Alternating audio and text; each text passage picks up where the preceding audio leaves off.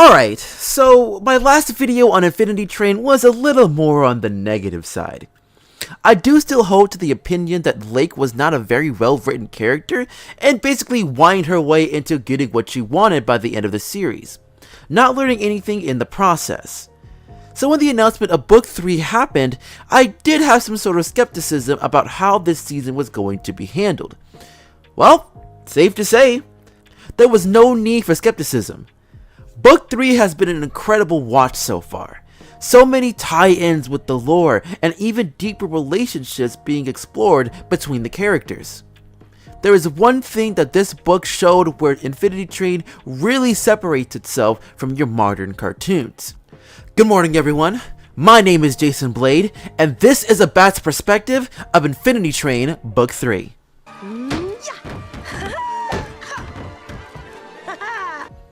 Let's be real, what isn't there to like when it comes to the animation for Infinity Train? The designs of the cars continue to be very interesting and unique. However, the difference here is that while we do get to see a good number of new cars, we also get to revisit some older cars as well. Being able to come back to some of the older cars and explore what new things are out there and seeing what each character brings to the table has always piqued my interest. Even the one-off characters bring out a lot of the emotion and small moments that help me enjoy each episode further. The way they liven up each setting gives you a chance to appreciate what each card gives, and that has been consistent throughout the entirety of the show so far. I'm crossing my fingers for more Frank in Book 4, because he is perfect in every way. Look at him. This gorgeous piece of bear.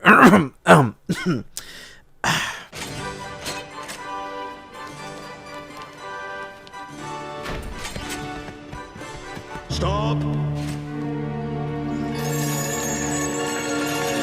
Stop right there! The soundtrack once again presses the right button at the right time when it comes to the major moments that happen throughout the series. It's easily one of the most unique soundtracks on Cartoon Network right now, with a large amount of 80s inspiration within each track that is twisted in a mysterious ambiance that fills throughout the entire show. When we enter in some of the more unique scenes, the music is very distinct as well, which helps with the rewatchability because the music can be used as a way to signify the scene where something big is going to happen. There is no sense of distraction at any point where it takes away from the action that is happening, and that's all you can ask for. Let's take a closer look. If you talk to her again, You'll what? You couldn't stop me with your whole army. What are you gonna do with the B Squad? Hey, I'm making pancakes. The kids got any allergies? My goodness. These characters have been the easiest to feel more invested in out of the three casts we've seen so far. The biggest difference with this particular cast is instead of the group bonding even more as they travel throughout the train, they actually become more apart as the season went on, especially when it came to Grace and Simon. Not getting into too much detail, the two did start off having a strong relationship as the hierarchy of the Apex. However, when Hazel and Tuba came into the picture, the relationship between the two were tearing apart as their ideals began to shift. One of the strongest things that happens during this sequence is how you can feel sympathy for both of them. With Grace, you can understand her growth in compassion as she builds a relationship with Hazel, while for Simon, you can understand his growing frustrations of losing his sense of what is normal, becoming more destructive and cold-hearted as the book went on. So let's switch it up to Hazel and Tuba. The two of them are two peas in a pod, with Hazel being very attached to Tuba as a motherly figure, and was mainly used to help push Hazel to her importance of changing Grace's beliefs on what the denizens are about.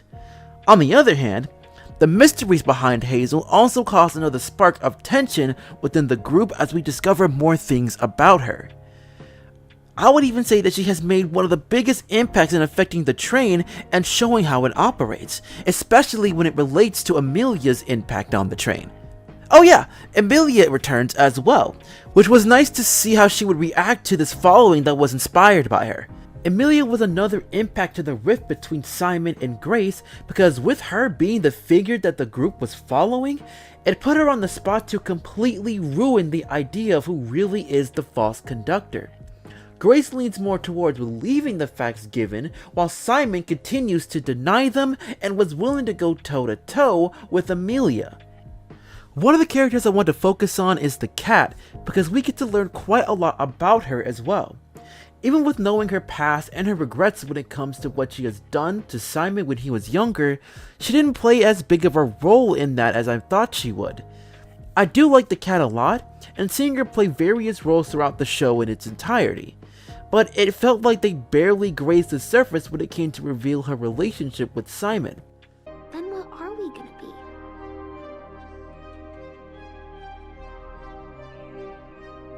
Guess we'll have to figure it out. Figure it out. What is that? The overall story has clearly been the most informative and the darkest book out of the 3 we've experienced so far. They really dive deep into the lore of the train since the focus have been on the passengers with the highest numbers. They gave a lot of perspective for each of them and help us understand why they are there. However, considering Simon and Grace's numbers are the largest, they could not see the bigger picture of it at all. As the information starts to roll in, Grace and Simon took it in differently, and that was what caused the two to drift apart from each other. Grace was willing to adapt and learned, which helped her grow into a better person. Simon, on the other hand, chose to deflect all of it and become more colder to those that are around him. Unlike previous main cast, who are able to bond with one another, this book had the main cast fall apart, ending in tragedy. This book really shows how far they are willing to go on the edge of that line with the decisions they made. But this moment holds a lot more weight to it compared to Mace's death in book 2. The reason why is because of the weight surrounding it.